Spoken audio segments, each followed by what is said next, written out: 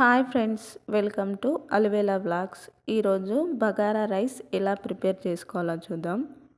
ముందుగా ఒక గిన్నె తీసుకొని పొయ్యిపై పెట్టుకొని తగినంత ఆయిల్ వేసుకొని పచ్చిమిర్చి, కరివేపాకు, అల్లం వెల్లిగడ్డ పేస్టు, కొత్తిమీర, పుదీనా వేసి ఫ్రై చేసుకోవాలి. అందులోనే ధనియాల పౌడర్ అయితే వేసి ఫ్రై చేసుకోవాలి. వాటర్ అయితే యాడ్ చేసుకోవాలి. మనం ఒక గ్లాస్ బియ్యం తీసుకుంటే 2 గ్లాసుల వాటర్ అలా పోసుకోవాలి. ఇంకా నేను 2 గ్లాసుల బియ్యం తీసుకున్నాను కాబట్టి 4 గ్లాసుల వాటర్ అయితే పోసాను.